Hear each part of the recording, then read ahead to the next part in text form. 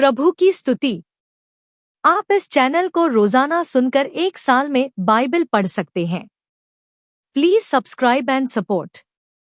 आज के बाइबल अध्याय राजाओं का वृत्तांत दूसरा भाग अध्याय 9।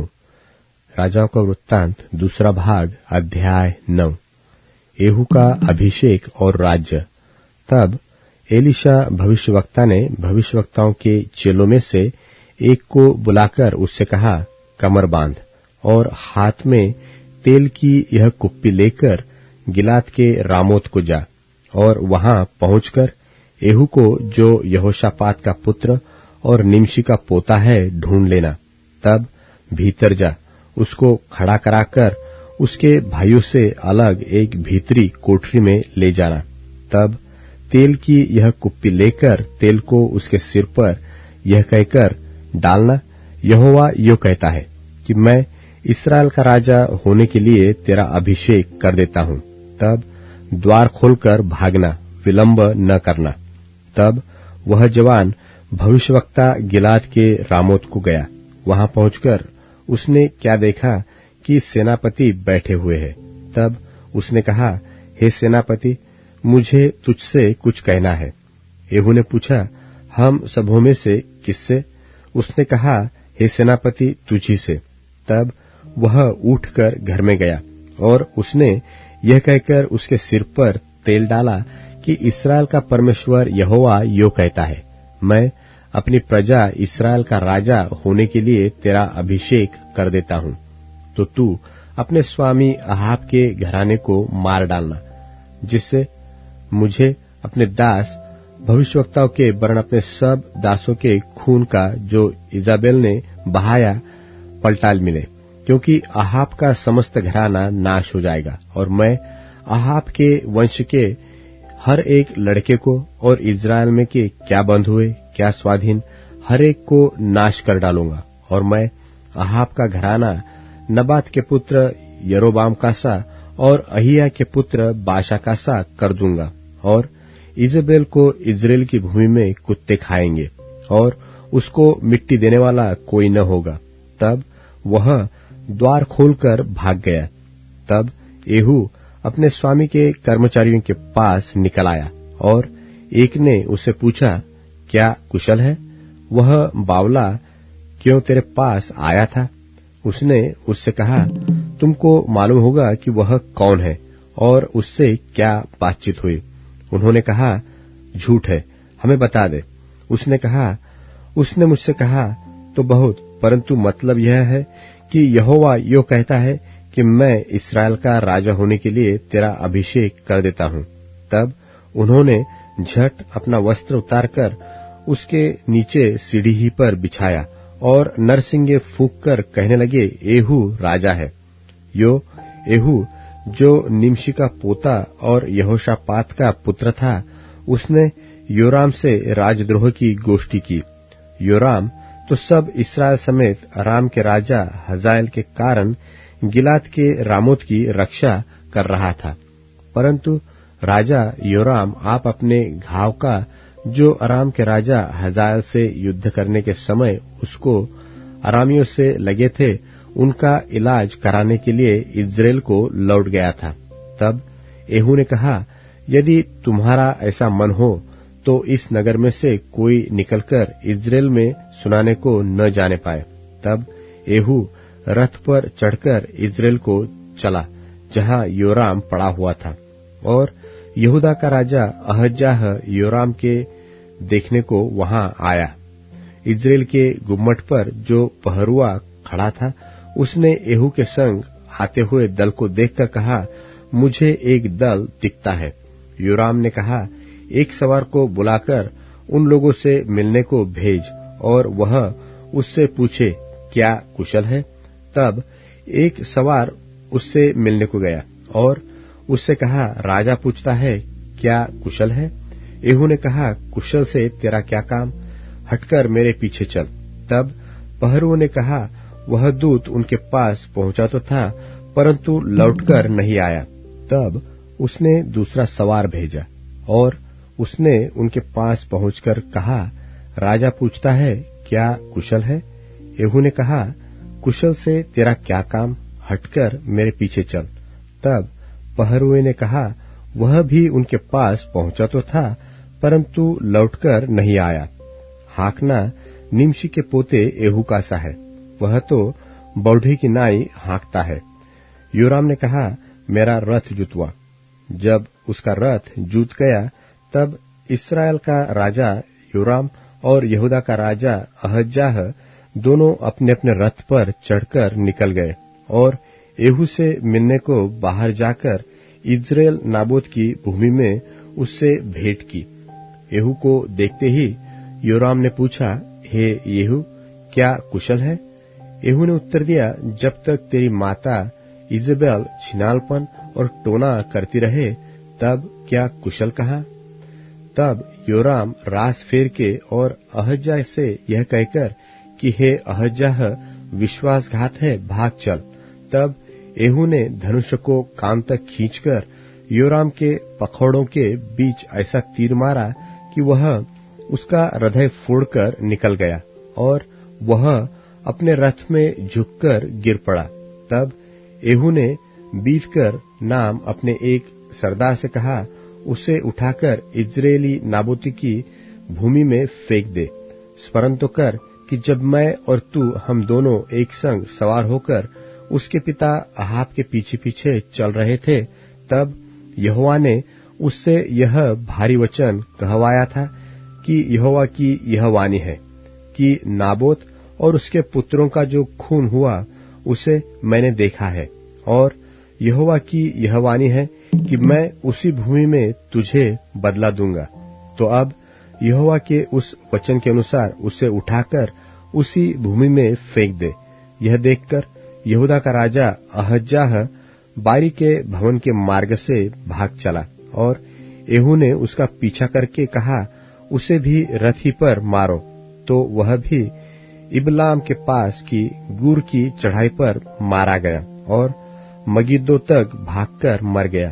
तब उसके कर्मचारियों ने उसे रथ पर यरूशलेम को पहुंचाकर दाऊदपुर में उसके पुरखाओं के बीच मिट्टी दी। अहज्याह तो अहाब के पुत्र योराम के 11वें वर्ष में यहूदा पर राज्य करने लगा था। जब येहू इज्रेल को आया, तब इजेबेल यह सुन अपनी आंखों में सुरमा लगा अपना सिर सवार कर खिड़की में से झांकने लगी। जब येहू फाटक में होकर आ रहा था, तब उसने कहा, हे अपने स्वामी के घात करने वाले जिम्री, क्या कुशल है? तब उसने खिड़की की ओर मुंह उठाकर पूछा, मेरी ओर कौन है, कौन? इस पर 2-3 खोजों ने उसकी ओर झांका। तब उसने कहा, उसे नीचे गिरा दो। सो उन्होंने उसको नीचे गिरा दिया और उसके लोहू के कुछ छींटे भीत पर और कुछ घोड़ों पर पड़े और उन्होंने उसको पांवों से लताड़ दिया। तब वह भीतर जाकर खाने पीने लगा और कहा, जाओ उस श्रापित स्त्री को देख लो और उसे मिट्टी दो, वह तो राजा की बेटी है। जब वे उसे मिट्टी देने गए, तब उसकी खोपड़ी, पांव और हथेलियों को छोड़कर उसका और कुछ न पाया। सो उन्होंने लौटकर उससे कह दिया। तब उसने कहा, यह यहोवा का वचन है जो उसने अपने दास तिशबी एलिय्याह से कहा था कि इजेबेल का मांस इज्रेल की भूमि में कुत्तों से खाया जाएगा और इजेबेल की लोथ इज्रेल की भूमि पर खाद की नाई पड़ी रहेगी, यहाँ तक कि कोई न कहेगा यह इजेबेल है।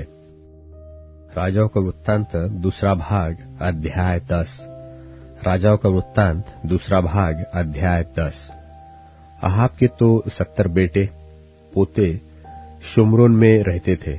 सो येहू ने शुम्रोन में उन पुरनियों के पास और जो इज्रेल के हाकिम थे और जो अहाब के लड़के बालों के पालने वाले थे, उनके पास पत्र लिखकर भेजे कि तुम्हारे स्वामी के बेटे पोते तो तुम्हारे पास रहते हैं और तुम्हारे रथ और घोड़े भी है और तुम्हारे एक गढ़वाला नगर और हथियार भी है। तो इस पत्र के हाथ लगते ही अपने स्वामी के बेटों में से जो सबसे अच्छा और योग्य हो उसको छांटकर उसके पिता की गद्दी पर बैठाओ और अपने स्वामी के घराने के लिए लड़ो।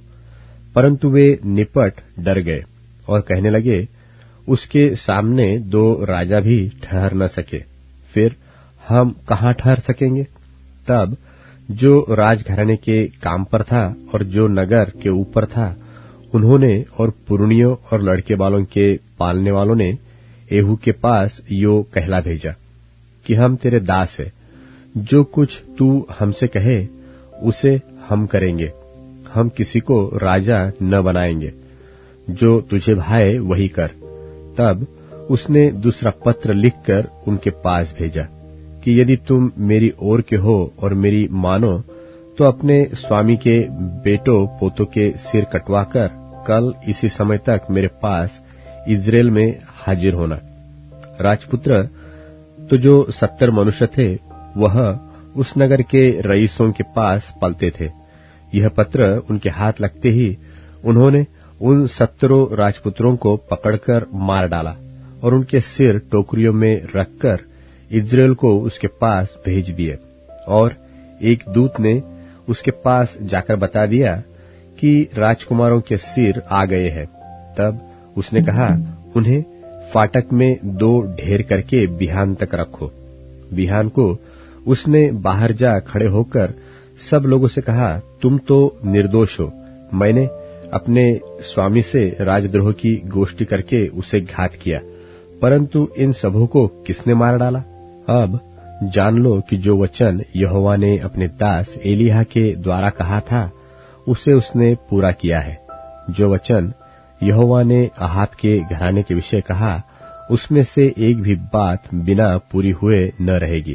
तब अहाब के घराने के जितने लोग इज़राइल में रह गए उन सबों को और उसके जितने प्रधान पुरुष और मित्र और याजक थे उन सबों को एहू ने मार डाला, यहाँ तक कि उसने किसी को जीवित न छोड़ा। तब वह वहां से चलकर शोम्रोन को गया और मार्ग में चरवाहों के ऊन कतरने के स्थान पर पहुंचा ही था कि यहूदा के राजा अहय्याह के भाई एहू से मिले। और जब उसने पूछा, तुम कौन हो? तब उन्होंने उत्तर दिया कि हम अहज्याह के भाई हैं और राजपुत्रों और राजमाता के बेटों का कुशल क्षेम पूछने को जाते हैं। तब उसने कहा, इन्हें जीवित पकड़ो। सो उन्होंने उनको जो 42 पुरुष थे जीवित पकड़ा और ऊन कतरने के स्थान की बावली पर मार डाला। उसने उनमें से किसी को न छोड़ा। जब वह वहां से चला तब रेकाब का पुत्र यहोनादाब सामने से आता हुआ उनको मिला। उसका कुशल उसने पूछकर कहा, मेरा मन तो तेरी ओर निष्कपट है, सो क्या मैं तेरा मन भी वैसा ही है? यहोनादाब ने कहा, हाँ ऐसा ही है। फिर उसने कहा, ऐसा न हो तो अपना हाथ मुझे दे। उसने उसका हाथ उसे दिया और यह कहकर उसे अपने पास रथ पर चढ़ाने लगा कि मेरे संग चल और देख कि मुझे यहोवा के निमित्त कैसी जलन रहती है। तब वह उसके रथ पर चढ़ा दिया। शोम्रोन को पहुंचकर उसने यहोवा के उस वचन के अनुसार जो उसने एलिय्याह से कहा था, अहाब के जितने शोम्रोन में बचे रहे उन सबों को मार के विनाश किया। तब एहू ने सब लोगों को इकट्ठा करके कहा, अहाब ने तो बाल की थोड़ी सी उपासना की थी, अब एहू उसकी उपासना बढ़ के करेगा। इसलिए अब बाल के सब नबियों, सब उपासकों और सब याजकों को मेरे पास बुला लाओ। उनमें से कोई भी न रह जाए, क्योंकि बाल के लिए मेरा एक बड़ा यज्ञ होने वाला है। जो कोई न आए वह जीवित न बचेगा।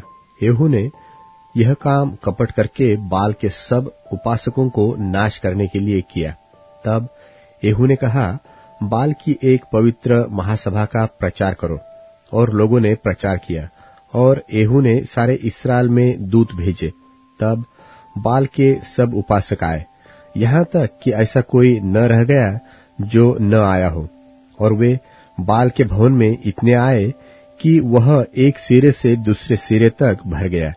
तब उसने उस मनुष्य से जो वस्त्र के घर का अधिकारी था कहा, बाल के सब उपासकों के लिए वस्त्र निकाल ले आ। सो वह उनके लिए वस्त्र निकाल ले आया। तब येहू रेकाब के पुत्र यहोनादाब को संग लेकर बाल के भवन में गया और बाल के उपासकों से कहा, ढूंढ कर देखो कि यहाँ तुम्हारे संग यहोवा का कोई उपासक तो नहीं है, केवल बाल ही के उपासक है। तब वे मेल बलि और होम बलि चढ़ाने को भीतर गए। येहू ने तो 80 पुरुष बाहर ठहराकर उनसे कहा था, यदि उन मनुष्यों में से जिन्हें मैं तुम्हारे हाथ कर दूं कोई भी बचने पाए, तो जो उसे जाने देगा उसके प्राण की संति जाएगा। फिर जब होम बलि चढ़ चुका, तब येहू ने पहरुओं और सरदारों से कहा, भीतर जाकर उन्हें मार डालो, कोई निकलने न पाए। तब उन्होंने उन्हें तलवार से मारा और पहरुए और सरदार उनको बाहर फेंक कर बाल के भवन के नगर को गए और उन्होंने बाल के भवन में की लाठें निकालकर फूंक दी और बाल की लाठ को उन्होंने तोड़ डाला और बाल के भवन को ढाकर पायखाना बना दिया और वह आज तक ऐसा ही है। सो येहू ने बाल को इस्राएल में से नाश करके दूर किया। तो भी नबात के पुत्र यारोबाम, जिसने इस्राएल से पाप कराया था, उसके पापों के अनुसार करने अर्थात बेतेल और दान में के सोने के बछड़ों की पूजा, उससे येहू अलग न हुआ। और यहोवा ने येहू से कहा, इसलिए कि तूने वह किया जो मेरी दृष्टि में ठीक है और अहाब के घराने से मेरी इच्छा के अनुसार बर्ताव किया है, तेरे परपोते के पुत्र तक तेरी संतान इस्राएल की गद्दी पर विराजती रहेगी। परंतु येहू ने इस्राएल के परमेश्वर यहोवा की व्यवस्था पर पूर्ण मन से चलने की चौकसी न की, परन यारोबाम, जिसने इस्राएल से पाप कराया था, उसके पापों के अनुसार करने से वह अलग न रहा।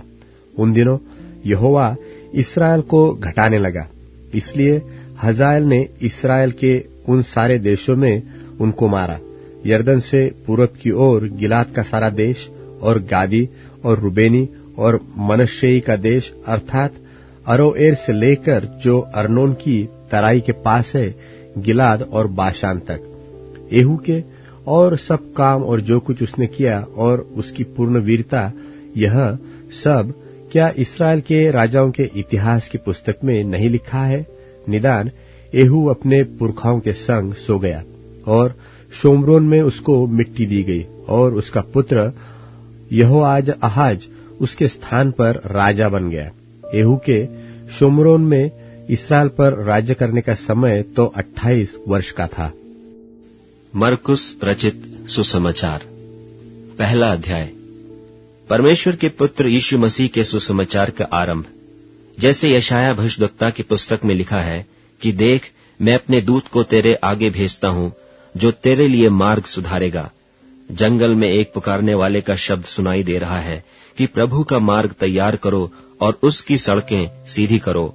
यूहन्ना आया, जो जंगल में बपतिस्मा देता और पापों की क्षमा के लिए मन फिराव के बपतिस्मा का प्रचार करता था, और सारे यहूदिया देश के और यरूशलेम के सब रहने वाले निकलकर उसके पास गए और अपने पापों को मानकर यरदन नदी में उससे बपतिस्मा लिया। यूहन्ना ऊंट के रोम का वस्त्र पहने और अपनी कमर में चमड़े का पटका बांधे रहता था और टिड्डियां और बन मधु खाया करता था, और यह प्रचार करता था कि मेरे बाद वह आने वाला है जो मुझसे शक्तिमान है।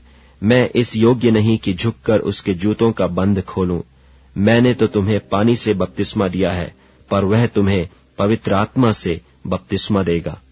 उन दिनों में यीशु ने गलील के नासरत से आकर यरदन में यूहन्ना से बपतिस्मा लिया, और जब वह पानी से निकलकर ऊपर आया तो तुरंत उसने आकाश को खुलते और आत्मा को कबूतर की नाई अपने ऊपर उतरते देखा, और यह आकाशवाणी हुई कि तू मेरा प्रिय पुत्र है, तुझसे मैं प्रसन्न हूं।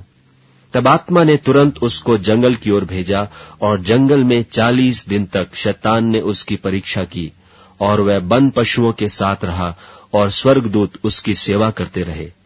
यूहन्ना के पकड़वाए जाने के बाद यीशु ने गलील में आकर परमेश्वर के राज्य का सुसमाचार प्रचार किया और कहा, समय पूरा हुआ है और परमेश्वर का राज निकट आ गया है। मन फिराओ और सुसमाचार पर विश्वास करो। गलील की झील के किनारे किनारे जाते हुए उसने शमौन और उसके भाई अंद्रियास को झील में जाल डालते देखा, क्योंकि वे मछुए थे। और यीशु ने उनसे कहा, मेरे पीछे चले आओ, मैं तुमको मनुष्यों के मछुए बनाऊंगा। वे तुरंत जालों को छोड़कर उसके पीछे हो लिए, और कुछ आगे बढ़कर उसने जब्दी के पुत्र याकूब और उसके भाई यूहन्ना को नाव पर जालों को सुधारते देखा। उसने तुरंत उन्हें बुलाया, और वे अपने पिता जब्दी को मजदूरों के साथ नाव पर छोड़कर उसके पीछे चले गए। और वे कफरनहूम में आए, और वह तुरंत सब्त के दिन सभा के घर में जाकर उपदेश करने लगा। और लोग उसके उपदेश से चकित हुए, क्योंकि वह उन्हें शास्त्रियों की नाई नहीं परंतु अधिकारी की नाई उपदेश देता था। और उसी समय उनकी सभा के घर में एक मनुष्य था जिसमें एक अशुद्ध आत्मा थी। उसने चिल्लाकर कहा, हे यीशु नासरी, हमें तुझसे क्या काम? क्या तू हमें नाश करने आया है? मैं तुझे जानता हूं, तू कौन है? परमेश्वर का पवित्र जन। यीशु ने उसे डांट कर कहा, चुप रह और उसमें से निकल जा। तब अशुद्ध आत्मा उसको मरोड़कर और बड़े शब्द से चिल्लाकर उसमें से निकल गई। इस पर सब लोग आश्चर्य करते हुए आपस में वाद विवाद करने लगे कि यह क्या बात है? यह तो कोई नया उपदेश है। वह अधिकार के साथ अशुद्ध आत्माओं को भी आज्ञा देता है, और वे उसकी आज्ञा मानती हैं। सो उसका नाम तुरंत गलील के आसपास के सारे देश में हर जगह फैल गया। और वह तुरंत आराधनालय में से निकलकर याकूब और यूहन्ना के साथ शमौन और अंद्रियास के घर आया। और शमौन की सास ज्वर से पीड़ित थी, और उन्होंने तुरंत उसके विषय में उससे कहा। तब उसने पास जाकर उसका हाथ पकड़ के उसे उठाया, और उसका ज्वर उस पर से उतर गया, और वह उनकी सेवा टहल करने लगी। संध्या के समय जब सूर्य डूब गया तो लोग सब बीमारों को और उन्हें जिनमें दुष्टात्माएं थीं उसके पास लाए, और सारा नगर द्वार पर इकट्ठा हुआ। और उसने बहुतों को जो नाना प्रकार की बीमारियों से दुखी थे चंगा किया, और बहुत से दुष्टात्माओं को निकाला, और दुष्टात्माओं को बोलने न दिया, क्योंकि वे उसे पहचानती थीं।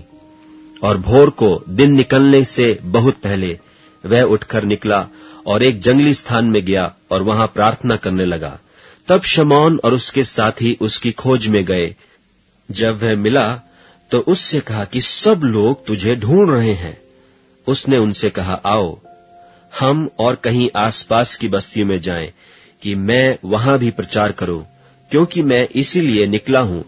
सो वह सारे गलील में उनकी सभाओं में जा जाकर प्रचार करता और दुष्टात्माओं को निकालता रहा। और एक कोढ़ी ने उसके पास आकर उससे विनती की और उसके सामने घुटने टेक कर उससे कहा, यदि तू चाहे तो मुझे शुद्ध कर सकता है।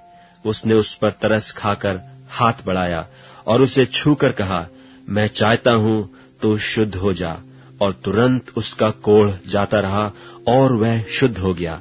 तब उसने उसे चिताकर तुरंत विदा किया और उससे कहा, देख, किसी से कुछ मत कहना, परंतु जाकर अपने आप को याजक को दिखा और अपने शुद्ध होने के विषय में जो कुछ मूसा ने ठहराया है उसे भेंट चढ़ा कि उन पर गवाही हो।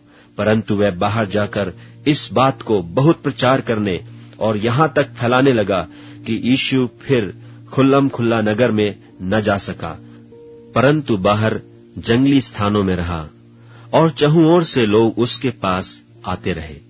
मरकुस रचित सुसमाचार 2 अध्याय। कई दिन के बाद वह फिर कफरनहूम में आया और सुना गया कि वह घर में है। फिर इतने लोग इकट्ठे हुए कि द्वार के पास भी जगह नहीं मिली, और वह उन्हें वचन सुना रहा था। और लोग एक झोले के मारे हुए को 4 मनुष्यों से उठवाकर उसके पास ले आए। परंतु जब वे भीड़ के कारण उसके निकट न पहुंच सके तो उन्होंने उस छत को जिसके नीचे वह था खोल दिया, और जब उसे उधेड़ चुके तो उस खाट को जिस पर झोले का मारा हुआ पड़ा था लटका दिया। यीशु ने उनका विश्वास देखकर उस झोले के मारे हुए से कहा, हे पुत्र, तेरे पाप क्षमा हुए। तब कई एक शास्त्री जो वहां बैठे थे अपने अपने मन में विचार करने लगे कि यह मनुष्य क्यों ऐसा कहता है, यह तो परमेश्वर की निंदा करता है। परमेश्वर को छोड़ और कौन पाप क्षमा कर सकता है। यीशु ने तुरंत अपनी आत्मा में जान लिया कि वे अपने अपने मन में ऐसा विचार कर रहे हैं और उनसे कहा, तुम अपने अपने मन में यह विचार क्यों कर रहे हो? सहज क्या है?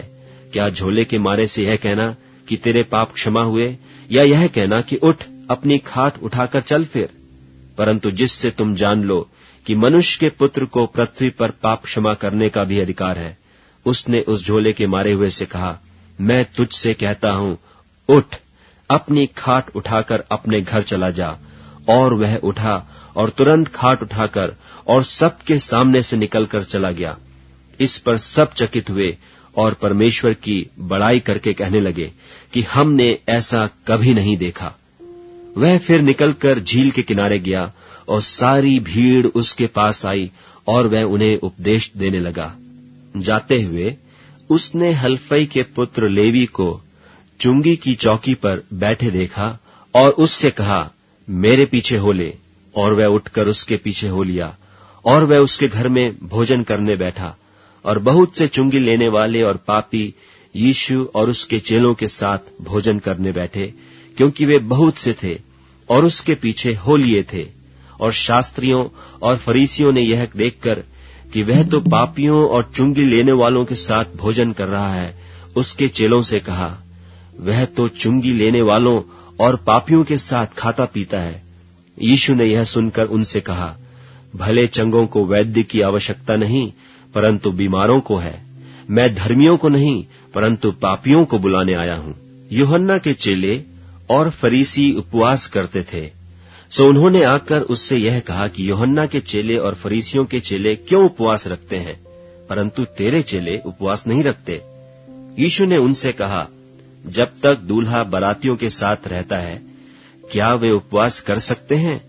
सो जब तक दूल्हा उनके साथ है तब तक वे उपवास नहीं कर सकते। परंतु वे दिन आएंगे कि दूल्हा उनसे अलग किया जाएगा, उस समय वे उपवास करेंगे।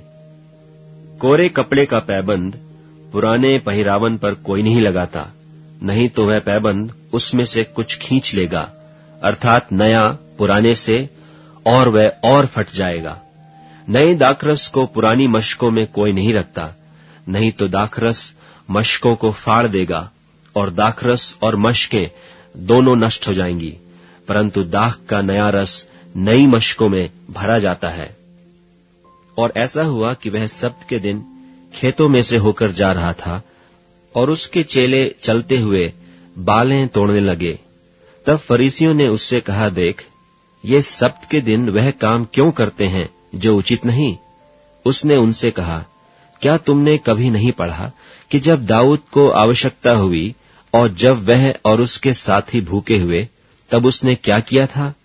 उसने क्यों कर अबियातार महायाजक के समय परमेश्वर के भवन में जाकर भेंट की रोटियां खाईं, जिसका खाना याजकों को छोड़ और किसी को भी उचित नहीं, और अपने साथियों को भी दी?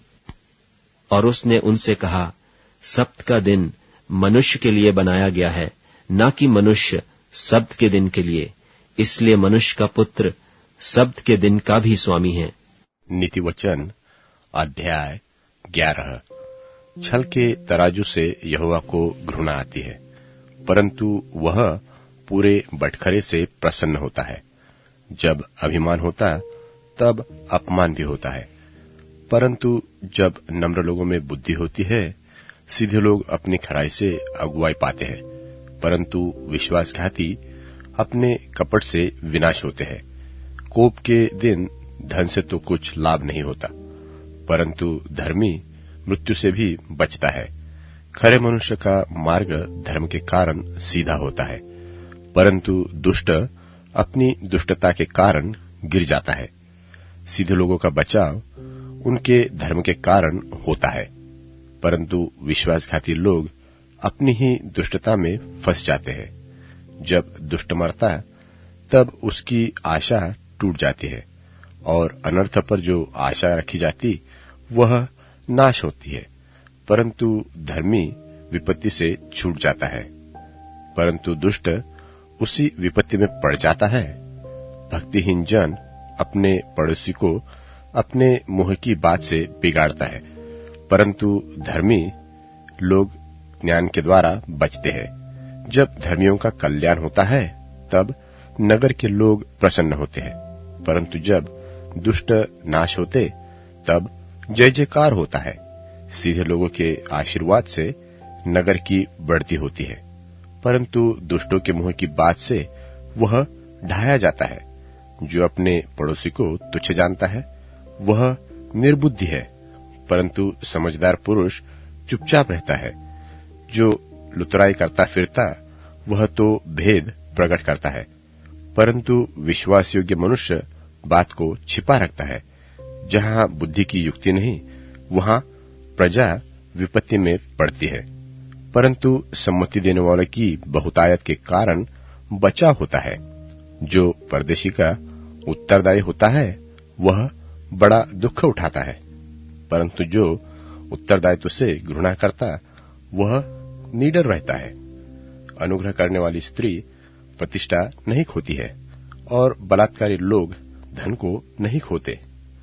कृपालु मनुष्य अपना ही भला करता है, परंतु जो क्रूर है वह अपनी ही देह को दुख देता है। दुष्ट मिथ्या कमाई कमाता है, परंतु जो धर्म का बीज बोता उसको निश्चय फल मिलता है।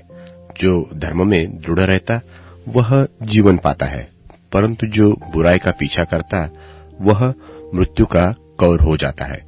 जो मन के टेढ़े हैं उनसे यहोवा को घृणा आती है, परंतु वह खरी चाल वालों से प्रसन्न रहता है। मैं दृढ़ता के साथ कहता हूं कि बुरा मनुष्य तो निर्दोष न ठहरेगा, परंतु धर्मी का वंश बचाया जाएगा। जो सुंदर स्त्री विवेक नहीं रखती वह थूथुन में सोने की नथ पहने हुए सूअर के समान है। धर्मियों की लालसा को केवल भलाई की होती है, परंतु दुष्टों की आशा का फल क्रोध ही होता है। ऐसे है जो छितरा देते हैं तो भी उनकी बढ़ती ही होती है, और ऐसे भी है जो यथार्थ से कम देते हैं और उनसे इससे उनकी घटती ही होती जाती है। उदार प्राणी हष्टपुष्ट हो जाता है, और जो औरों की खेती सिंचता है उसकी भी सिंची जाएगी। जो अपना अनाज रख छोड़ता है उसको लोग शाप देते हैं, परंतु जो उसे बेच देता है उसको आशीर्वाद दिया जाता है। जो यत्न से भलाई करता है वह औरों की प्रसन्नता खोजता है, परंतु जो दूसरे की बुराई का खोजी होता है उसी पर बुराई आ पड़ती है। जो अपने धन पर भरोसा रखता है वह गिर जाता है, परंतु धर्मी लोग नए पत्ते की नाई लहलहाते हैं। जो अपने घराने को दुख देता है उसका भाग वायु ही होगा, और मूढ़ बुद्धिमान का दास हो जाता है। धर्मी का प्रतिफल जीवन का वृक्ष होता है, और बुद्धिमान मनुष्य लोगों के मन को मोह लेता है। देख, धर्मी को पृथ्वी पर फल मिलेगा, तो निश्चय है कि दुष्ट और पापी को भी मिलेगा। अब Amazon music, tune in, Spotify और YouTube म्यूजिक में उपलब्ध है। Please follow it.